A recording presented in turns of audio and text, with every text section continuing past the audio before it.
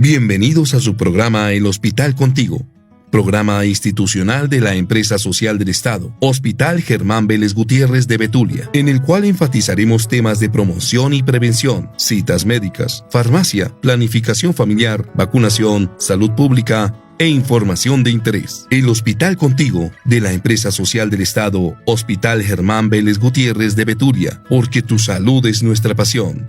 Bienvenidos.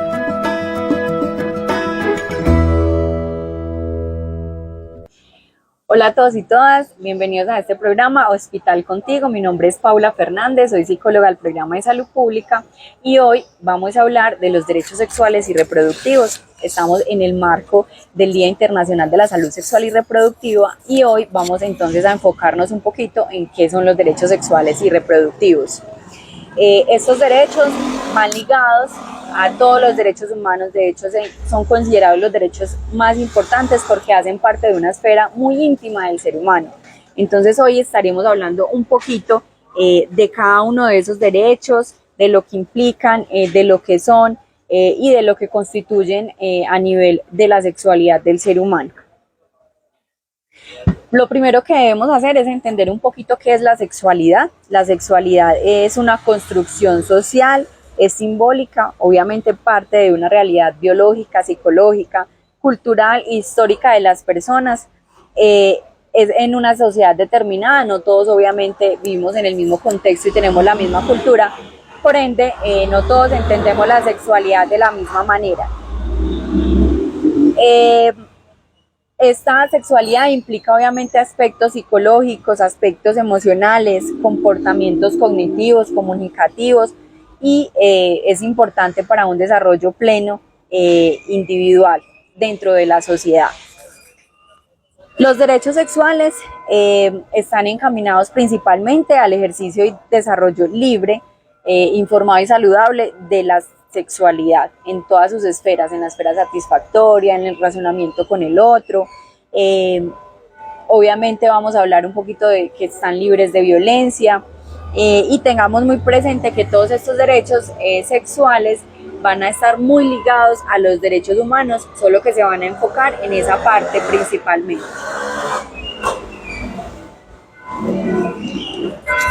Tenemos entonces que el primer derecho sexual es el derecho al goce, satisfacción y gratificación sexual. Este derecho hace parte del reconocimiento que tiene cada persona a sentir placer, a disfrutar de su sexualidad, a autosatisfacerse, experimentar con los sentidos y implica que todas las personas tienen el mismo derecho a vivir su sexualidad sin vincularla incluso a la reproducción e independientemente de la persona que yo sea o cómo me haya constituido dentro de la sociedad. El segundo derecho es el derecho a conocer y a valorar el propio cuerpo. Es muy importante que nosotros hagamos un reconocimiento de nuestro cuerpo, lo valoremos, digamos, desde la parte de los cuidados, desde la salud sexual también. Cada persona tiene obviamente el derecho a valorar su cuerpo con sus características, independientemente si están enmarcadas dentro de los modelos sociales o no, si hacen parte digamos, de las configuraciones que tienen de belleza, de fealdad, independientemente de lo que la sociedad considere, cada persona puede valorar su cuerpo con sus características individuales. Incluso aquí podemos hablar de personas en situación de discapacidad. Independientemente de eso, cada persona valora su cuerpo, lo quiere y en esa medida pues obviamente desarrolla su sexualidad. Aquí también podemos hablar un poco de la autoestima, del autoconocimiento y de que independiente de los estándares de belleza que existan, pues cada persona puede sentir satisfacción y sentir placer. Derecho a decidir si se tienen o no relaciones sexuales. Este derecho parte de entender que las relaciones sexuales deben de ser libres, autónomas, cada persona debe tomar la decisión de tener o no relaciones sexuales, de vincularse de la forma que desee a través de esa relación sexual. Digamos que aquí no importa tampoco si hay una orientación sexual de algún tipo o de otro. Derecho a expresar la orientación sexual o identidad de género. Es muy importante acá que entendamos un poquito estos dos conceptos que a veces son tan confusos para algunas personas. Esta es la orientación sexual, que es quién me gusta a mí. Me gustan los hombres, me gustan las mujeres, me gustan los hombres y las mujeres, me vinculo independientemente de que se trate de un hombre y de una mujer, ¿cierto? Entonces es muy importante que tengamos esto claro. Y la identidad de género es como me identifico yo. Me identifico dentro de el género femenino, dentro del género masculino, no me identifico dentro de ninguno de los dos géneros. Entonces aquí este derecho obviamente reconoce esa libertad de las personas a sentir atracción por otras personas de su mismo sexo, del otro sexo, intersexuales, etcétera. Y a la autodefinición de que cada persona hace de sí misma, como hombre, como mujer, o como se reconoce independientemente de ese fenómeno social que llamamos o que se ha construido a través de la historia, que es el género. Independientemente también del sexo biológico, entendemos el sexo biológico como, digamos, esa asignación al nacer, donde a partir de ese órgano reproductivo dicen eres mujer o eres hombre, y obviamente personas que se reconozcan o no dentro de esta esfera. Derecho a una vida libre de violencia. Sabemos que evidentemente todas las personas tenemos derecho a tener una vida libre de cualquier tipo de abuso físico, psicológico o de cualquier tipo de abuso a nivel sexual, económico, patrimonial, tanto en las relaciones familiares como de pareja, en todos los ámbitos públicos. Tenemos derecho a una vida libre de violencias y obviamente en la parte sexual es fundamental. Paula, ahí donde hablas de los derechos en la parte sexual entre pareja, es importante también hablar acerca de que la mujer también escoge cuando ella quiera tener su intimidad, ¿cierto? Es bueno hablar también un poco de eso porque popularmente el machismo lleva a que si la mujer no puede estar enferma, no puede sentir nada, o tiene que querer o de lo contrario ya es que, por ejemplo, no es que usted ya tiene otra persona, no es que ya usted me fue infiel, o sea, son muchas cosas que se tejen, pero se nos olvidan de estos derechos donde la mujer, ella puede decidir también si quiere tener intimidad en ese momento o luego, no sé. También es bueno explicarle a estas mujeres que están ahí o que muchas veces, digámoslo popularmente, no es porque me toca, ¿cierto? Entonces es bueno también tocar ese tema, aprovechando que tocaste este derecho, que la mujer tiene derecho a escoger cuándo quiere tener sus relaciones o cuándo no. El derecho a una vida libre de violencias implica que tenemos que empezar a derribar mitos, ¿cierto?, que han venido desde el patriarcado, desde ese machismo tan arraigado que hay en nuestra cultura, donde la mujer, por ser esposa, por ser pareja, tiene que cumplir una responsabilidad de satisfacción a su esposo, pues, o a su pareja. No, tenemos que derribar ese mito. Cuando yo, como esposa, digo, es que mi deber es complacer a mi esposo, porque si no, va y sale y busca a la calle lo que no se le ha perdido, ¿cierto? O lo que yo no le doy en la casa. Eso es totalmente falso, ¿cierto? Eso es nosotras mismas contribuyendo con el machismo, nosotras mismas contribuyendo con, digamos, de alguna manera, justificando el comportamiento adúltero del hombre que no tiene presentación, ¿cierto? Entonces, no contribuyamos a eso, que yo tengo que hacerlo porque es que esa es mi función como esposa. No, cuando se presentan ese tipo de situaciones, incluso aquí estamos hablando de una coerción, de una obligación, incluso ya en este momento eso se llama abuso sexual, ¿cierto? Cuando yo estoy allí en mi casa tranquila y llega mi esposo y que tenemos que tener intimidad y empieza con una sarta de cosas a convencerme y yo es que yo no quiero y él no tiene con ese yo no quiero, sino que empieza nuevamente, es que ese es su deber, es que usted es mi esposa, es que si usted no lo hace entonces yo voy y lo busco a la calle, es que mire que por eso es que yo me voy con de aquellas, es que mire que es su culpa, ¿cierto? Y entonces yo finalmente termino accediendo a esa intimidad, incluso sin sentir ni satisfacción ni placer, ¿cierto? Allí tenemos un abuso sexual, ¿cierto? Esto está tipificado como una violencia sexual, entonces es muy importante que lo tengamos claro y que sepamos que no estamos obligadas o que en ninguna parte dice que nosotras como mujeres cuando tenemos una pareja, independientemente si estamos casados o no, tenemos que obligarnos a tener sexo porque entonces él se va para la calle a buscar otras cosas. No, eso no tiene nada que ver, digamos, con ese tipo de comportamientos, y lo que hacemos como mujeres es perpetuar el machismo que tanto daño nos ha causado en la sociedad. Y también algo importante para los que apenas están llegando tanto a redes sociales como los que están llegando a nuestro programa radial es donde hablamos de los derechos. Es un derecho. Yo hago una pregunta. Usted ahorita decía, bueno, nuestros abuelos o nuestras abuelas decían, es que usted tiene que satisfacer al hombre sí o sí. ¿Cierto? No estamos diciendo pues en ningún, no estamos yendo contra de algo pues para que de pronto los hombres no se vayan a sentir, pero sí es bueno también que el hombre, también le pregunte a la mujer, o por qué no llega, es que son dos, ¿no? Un ejemplo, no sé, una pregunta muy loca puede ser, venga amor, vamos a hacer el amor, que los dos nos sintamos contentos, ¿cierto? Pero que si la otra persona no quiere, pues que respetemos la decisión que se toma y no comencemos a generar también violencia o a maltratarla, a pegarle o viceversa, porque a veces la mujer también busca al hombre y el hombre también tiene su derecho de decir, no, es que no, ¿cierto? Entonces, porque pasa, quizás no puede ser muy común, porque casi siempre es que el hombre busca a la mujer, que la mujer, bueno, lo que acabo de decir, dice que sí, en sí, pero también cuando la mujer dice, ay, venga mi amor, besitos para acá, pero el hombre dice, no, es que estoy cansado, pues también se le tiene que respetar ese derecho a él. Obviamente, ¿cierto?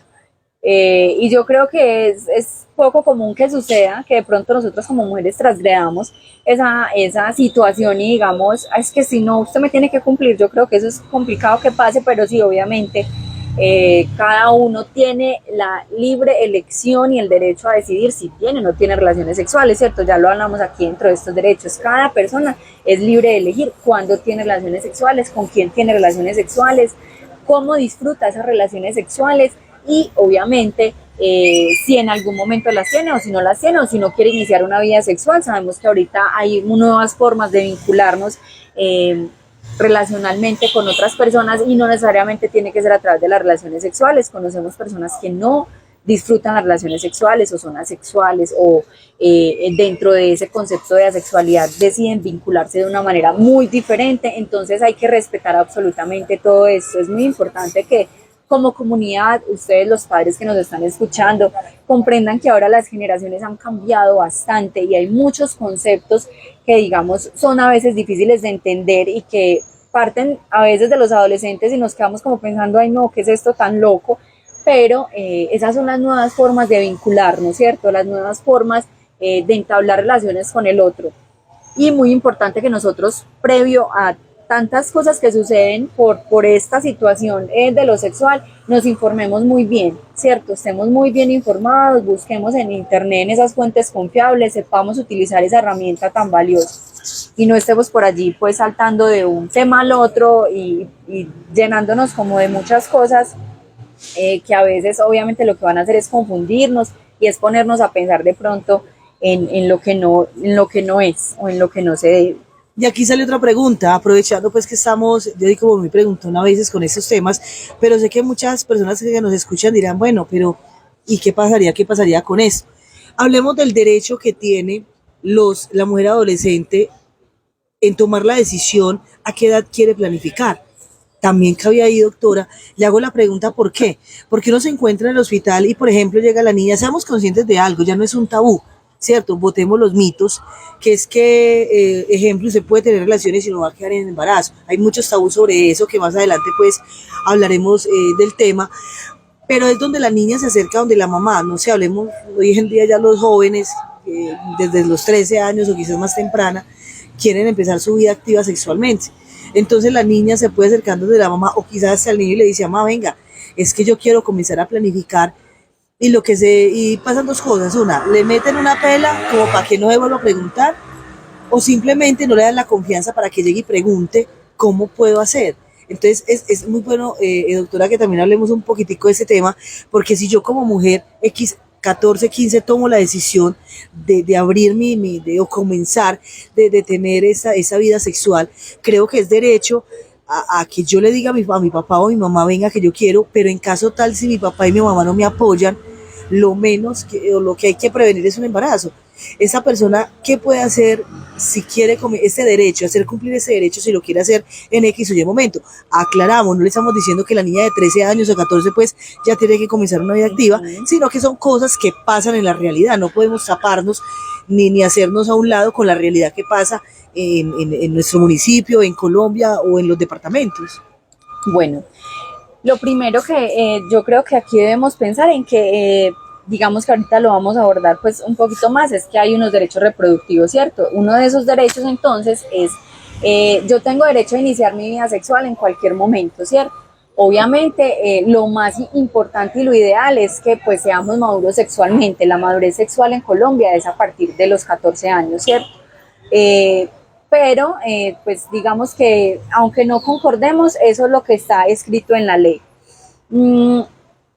A partir de allí entonces, digamos, las chicas obviamente se vincularon con un novio, se enamoraron, quieren iniciar esa vida sexual, pero entonces me da mucho miedo decirle a mis papás, a mi mamá, y mami, es que yo quiero iniciar la vida sexual con el novio, porque como lo decía Viviana, pues entonces va la cachetada, ¿usted qué está haciendo? ¿Cómo se le ocurre pensar en eso? ¿Qué tal? No, ¿cierto? Un montón de situaciones. Pero entonces, ¿qué pueden hacer? Lo primero, nuevamente, pues digamos que abro el espacio para que se comuniquen con cualquiera de los psicólogos y busquen asesoría, ¿cierto? Porque iniciar la vida sexual no solamente es yo me tomo una pastillita y planifico y no quedo en embarazo, no. Iniciar la vida sexual implica muchísimas cosas, ¿cierto? Que ahorita lo hablábamos también. Es valorar el propio cuerpo, saber que el cuerpo lo tenemos que mantener saludables, es pensar en enfermedades de transmisión sexual, ¿cierto? Que abundan en este momento y que es fundamental que las controlemos. Es pensar en que yo voy a entrar, digamos, a una esfera de la vida donde es entregarle a otra persona, digamos, mucho de mí, ¿cierto? Entonces, muy importante que primero cuidemos eso, ¿cierto? Y que nos informemos bien, no es solamente tomarnos una pastilla. Y segundo, tenemos que tener muy claro que cualquier chica, sea menor de 14 años o mayor de 14 años, se puede acercar a los servicios amigables de la ES, ¿cierto? Allá se van a acercar, van a pedir información sobre los métodos de planificación, allá va a haber una enfermera que va a estar atenta a brindarles a ustedes toda la información necesaria. No nos automediquemos, no nos vayamos para la farmacia a comprar unas pastillas del día después o una pastilla de planificación X porque le sirvió a mi amiguita, entonces me la voy a tomar yo, no.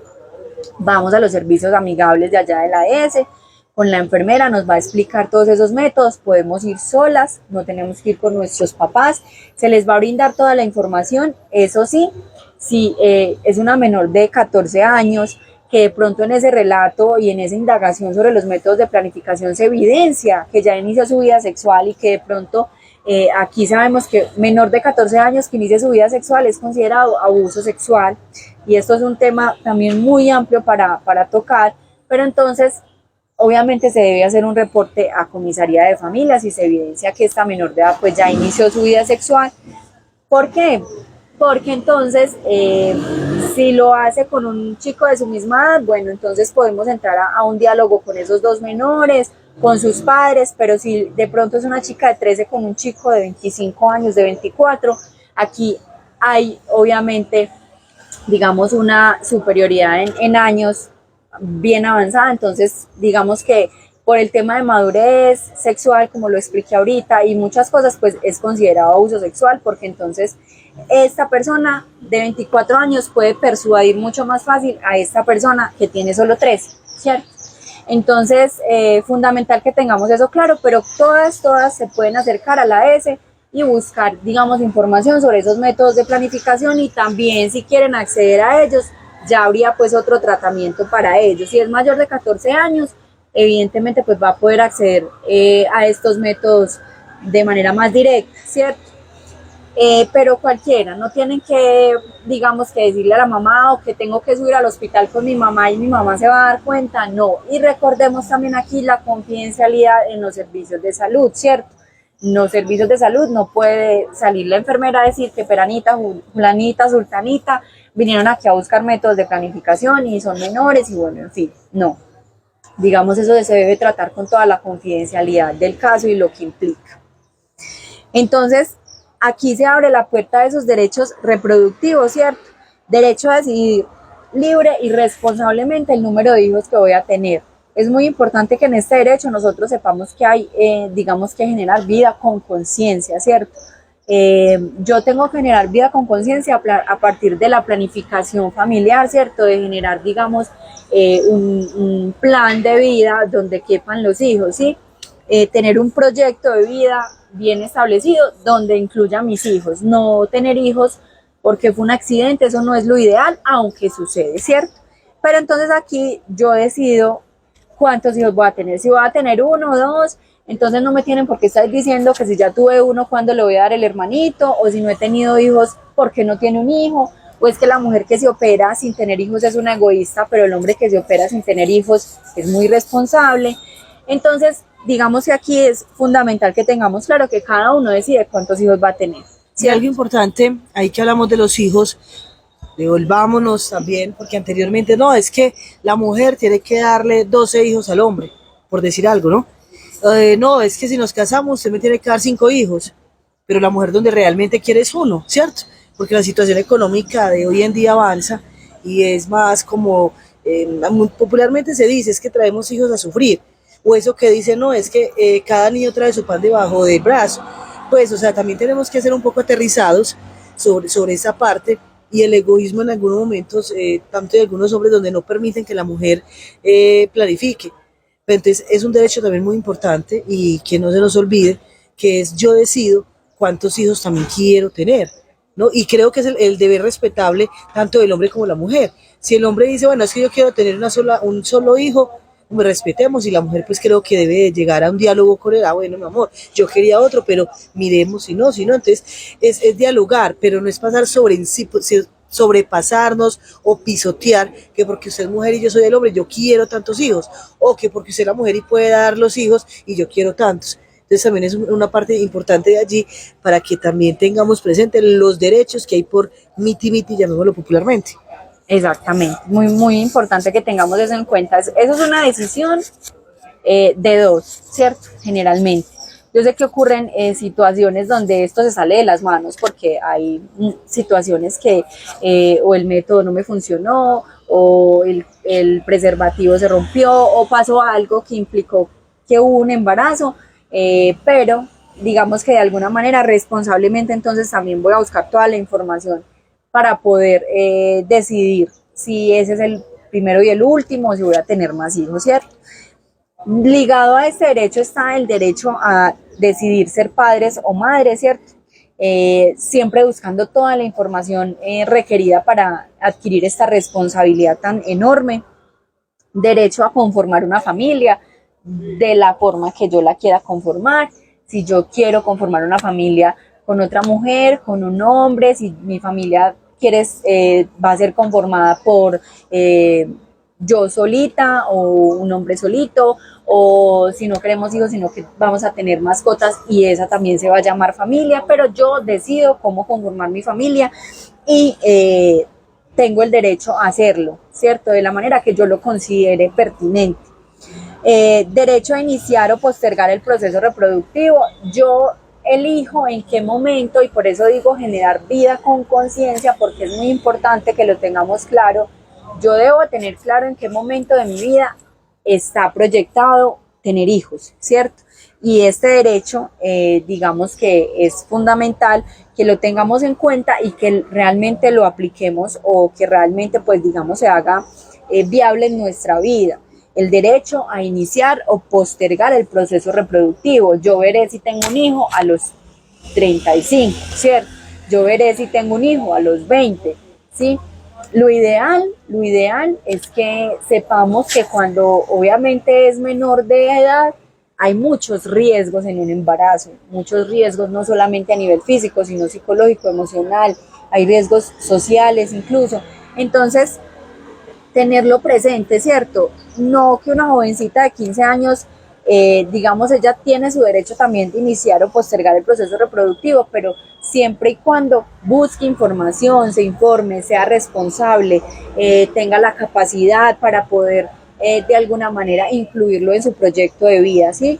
Pero fundamental que lo tengamos muy claro, generar vida con conciencia, siempre debe estar en nuestro proyecto de vida. Y esa vida perdón, esa vida también cabe en, no, en si no quiero tener, no quiero tener, ¿cierto? Que Claro también que la sí. presión de la familia es, bueno, popularmente, ¿y cuándo va a dejar la pinta? Entonces también como que, ay, venga, pero es que no, o sea, yo tengo el derecho, si quiero ser mamá, si no quiero ser mamá, si quiero ser mamá a los 20, como se lo acabo de decir, o después de los 30, o si simplemente, No never, quiero no ser quiero mamá. ser mamá y hay que respetarle, y a veces las mismas familias son como ahí encima, venga, ¿y usted qué? ¿Cuándo? Entonces es otro derecho que también hay que respetar. Incluso los hombres también, a veces también, digamos, independientemente de que el hombre se pueda reproducir casi que toda su vida, también a veces la sociedad presiona mucho para que tenga hijos, ¿no? Todos tenemos el derecho a decidir cuándo iniciamos nuestra vida reproductiva o si no la vamos a iniciar nunca, o si nos vamos a hacer operar, o si definitivamente no queremos hijos, o si queremos hijos, muchos, poquitos, los que sea, ¿cierto? El número de hijos como lo hablábamos ahorita. Derecho de las mujeres a no ser discriminadas en razón a la maternidad o el embarazo. Este derecho implica que desde los servicios de salud se debe garantizar la vida libre de violencias, sin discriminaciones o tratos desiguales hacia una mujer porque está en embarazo o porque inició su maternidad, ¿cierto? Aquí también es muy importante anotar de pronto que una mujer por estar en embarazo no quiere decir que esté enferma, no quiere decir que no pueda hacer muchas cosas o que por esa razón no la vamos a contratar o que por esa razón no va a poder trabajar. No puede ser discriminada en ese sentido. También en la parte de su maternidad, no podemos discriminar a una mujer porque de alguna manera está en ese proceso de maternidad, de lactancia, que es tan importante, tan fundamental, y que entonces que por eso se va a ver interrumpida sus labores, su trabajo, que por eso va a tener un trato desigual con respecto a las otras mujeres. Derecho a una maternidad segura, todas las mujeres tienen derecho a acceder a los servicios de salud, a la atención médica cuando se trata de garantizar obviamente que no haya ningún riesgo en su proceso reproductivo, en la concepción, en la gestación, el parto o el puerperio, ¿cierto? Hay que garantizarle a las mujeres que ellas, digamos, tengan un parto respetado, un parto amoroso, que durante su proceso de gestación también se le brinden todas las herramientas para que se cuide, para que pueda acceder a los servicios de salud, recordarle a todas las madres gestantes que es fundamental que ingresen de manera temprana a los controles prenatales. Esto obviamente va a ayudar a que nuestro bebé nazca mucho más sano, mucho más fuerte, que le estemos garantizando a nuestro hijo la salud desde el momento cero, desde el momento de la gestación. Entonces, fundamental recordarles a todas las mamitas que asistamos a los controles prenatales y que ingresemos de manera temprana, que no esperemos hasta el 8º mes, hasta el 5º, hasta el 7º, no, que si nos damos cuenta del embarazo, inmediatamente que nos demos cuenta, ingresemos a ese control prenatal. Y obviamente desde los servicios de salud se nos debe garantizar que nosotras durante ese periodo obviamente estemos seguras y estemos muy saludables. Vamos a un derecho que es un poco complejo para muchas personas, bien sea por sus creencias, bien sea por otras cuestiones, digamos, que tengan en sus mentes, pero está el derecho a la interrupción voluntaria del embarazo. Sabemos que este derecho actualmente, hace poco, pues tuvo una modificación. Anteriormente el aborto tenía digamos, unas tipificaciones para poder acceder al aborto. Había que cumplir una serie de condiciones. En este momento esa ley cambió y yo sé que es un poco controversial para muchos de ustedes que no se pueden estar escuchando y viendo, pero el aborto en este momento ya es de acceso libre para cualquier mujer, de cualquier situación, en cualquier momento y de cualquier estrato, hasta la semana 24, ¿cierto? Muy importante aquí que tengamos en cuenta que, como lo decía ahorita, es fundamental generar vida con conciencia, no solo para el bienestar y el desarrollo de nuestros niños y niñas, sino también para el bienestar de nuestras mamás, ¿cierto? Y de cualquier mujer. Entonces aquí yo sé que aunque genera mucha controversia por las creencias religiosas o por cualquier otra creencia, es fundamental que tengamos claro que hasta la semana 24 la interrupción del embarazo es libre y voluntaria. Obviamente también tenemos que tener en cuenta que todas las niñas y las mujeres tienen el derecho a la interrupción voluntaria del embarazo. Después de la semana 24, digamos que hay algunos, obviamente, condiciones y requerimientos para que ese embarazo sea interrumpido, que aquí vuelve y juega todo este tema de la salud. Es cuando la continuación del embarazo constituya peligro para la vida o la salud de la mujer, obviamente certificado por un médico, cuando exista grave malformación del feto que haga inviable su vida. También debe ser certificado por un médico cuando el embarazo sea el resultado de una conducta debidamente denunciada, constitutiva de acceso carnal o acto sexual sin consentimiento abusivo o de inseminación artificial o transferencia de óvulo fecundado no consentida o incesto, ¿cierto? Tenemos que tener claro que estas condiciones son después de la semana 24. Antes de esa semana, todas las mujeres pueden acceder libre y voluntariamente a la interrupción del embarazo. Sé que esto genera muchas controversias, sé que hay muchas personas en desacuerdo, sé también que es delicado hablar del tema, pero lo tenemos que tener claro, ¿cierto? Que todas las mujeres tienen hasta la semana número 24 derecho a la interrupción voluntaria del embarazo. ¿Por qué? Porque, vuelvo y recuerdo, hay que generar vida con conciencia. Si dentro de mi proyecto de vida no está tener un hijo, si dentro de mi proyecto de vida no está iniciar mi reproducción, si dentro de mi proyecto de vida en este momento no tengo la capacidad para tener un bebé, prima el bienestar de esa mujer, ¿cierto? ¿Y prima por qué? Prima porque si la mujer no está bien, si ella no se siente preparada, porque realmente es complicado cuando es un embarazo no deseado, pues el desarrollo del bebé también se va a ver afectado a nivel emocional, a nivel físico, etcétera. Y algo importante de lo que usted dice, que es una ley que, si no estoy mal, salió el año pasado, no es tampoco vieja, muy reciente, donde dividió opiniones. Unas mujeres lo felicitaron, qué bacano, qué chévere, y otros le dijeron, eso es alcahuetería, ¿cierto? Porque independientemente la mujer empieza su embarazo, y si llega a la semana, si usted dice, no, si yo lo quiero, no, qué pereza, no, es mucha responsabilidad, no, entonces simplemente me pego de cualquier cosa. Y algo importante, porque nos decían, es que el hospital, haciendo un ejemplo, si alguien se acerca al hospital y quiere interrumpir su embarazo, que es legal, eso no se lo inventó la de ese hospital de Betulia, hay una ley para eso. Casualmente llegan al hospital y dicen, doctor, es que yo quiero interrumpir mi embarazo. Obvio, el doctor lo hace, pero se pega pues de la historia clínica y todo eso. Es, digámoslo así, salvar la imagen del hospital, porque no significa que el hospital esté alcahueteando. Ay, no, que es que voy al hospital y no, el hospital no alcahuetea, está haciendo valer, digámoslo así, está respetando un derecho que usted tiene como mujer, si lo quiere tener o no tener, pero eso va pues sobre un proceso, porque está muy también bueno aclararlo, Paula, porque pasa algo, entonces mucha gente se limpia en el hospital y puede llegar a decir, es que el hospital está quitándole la vida a un bebé, y no es así. Claro que sí.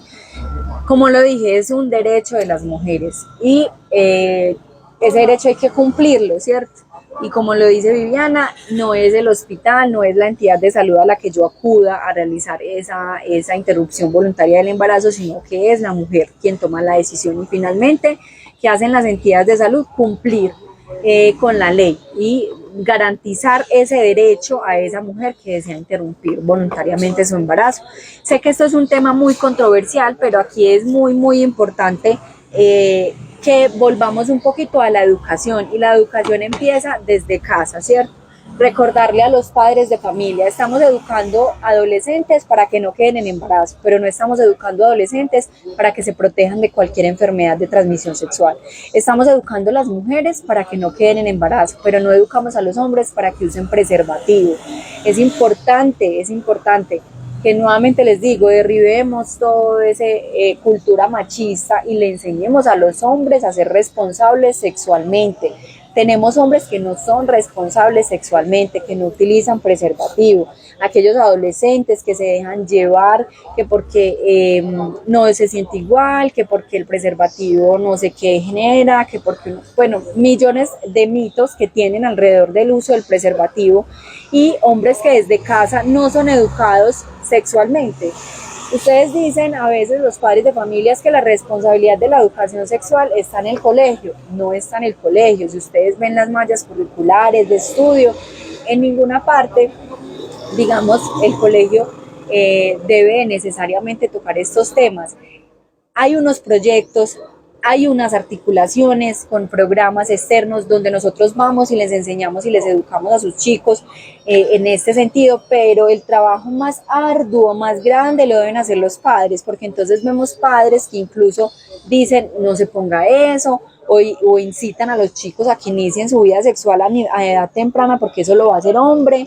Entonces tenemos una parte donde hay una libertad un poquito más amplia para los hombres, y no los educamos en esa libertad porque es importante saberlo, no los estamos educando para que se cuiden, para que utilicen preservativo, para que se protejan no solamente de embarazar, sino también de una enfermedad de transmisión sexual, y educamos a las chicas para que absolutamente lo primero, no tengan relaciones sexuales independientemente de que se pueda hacer su deseo llegado a los 15, los 16, que es lo más normal.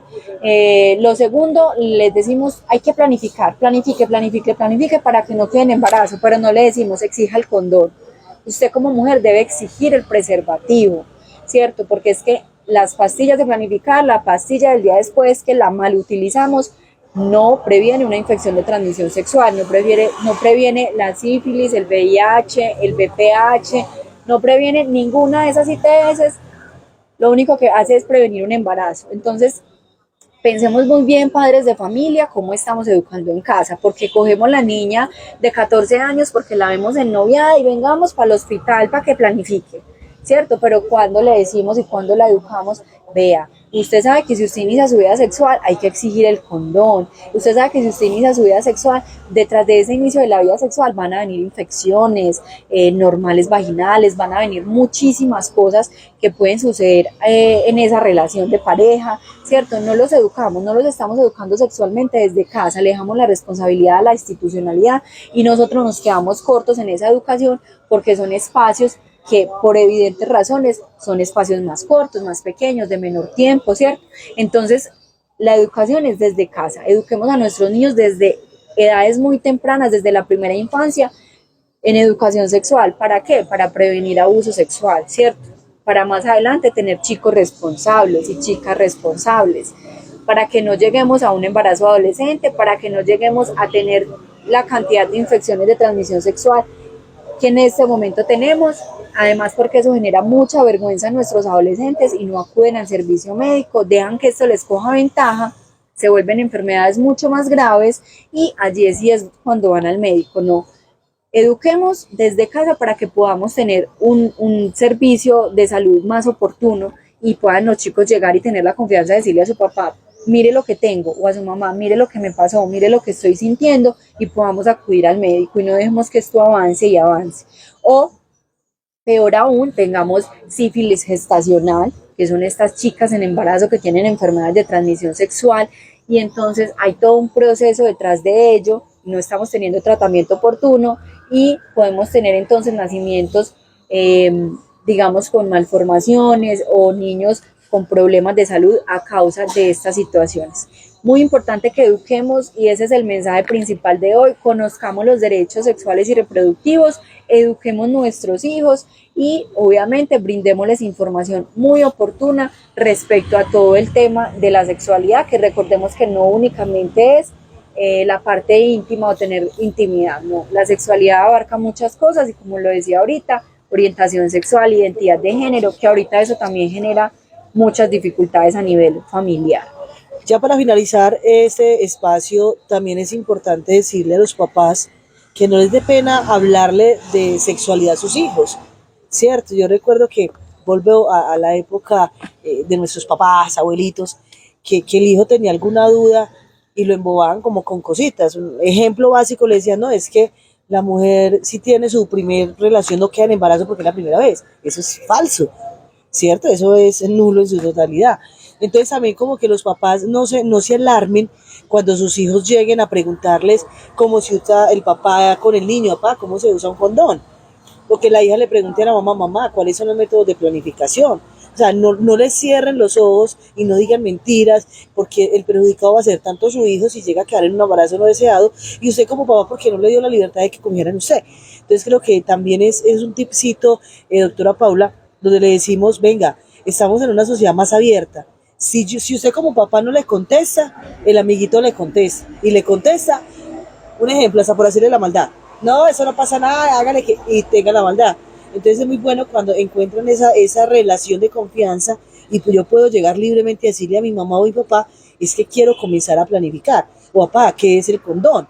Y ya no es un tabú ni es un escándalo. Si le encuentran un condón a un sardino en un bolso, ya no es un escándalo, es normal. O si le encuentran las pastillas o estos métodos de planificación, algunos pues que son tomables como las pastillas o inyecciones, otros que ya son Yadel y esos así, que más adelante pues en servicios amigables vamos a hablar de eso.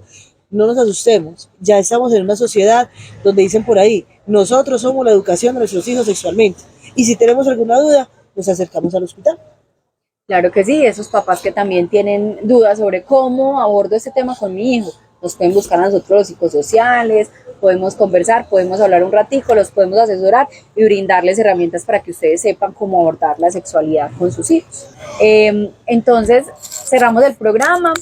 Recordándoles que estamos los psicosociales disponibles de salud pública para conversar con ustedes, para brindarles asesoría y esperamos que toda esta información haya sido hoy, digamos, de mucho beneficio para ustedes y que puedan aprovechar bastante todos estos temas que podemos brindarles a ustedes a través de este programa Hospital Contigo.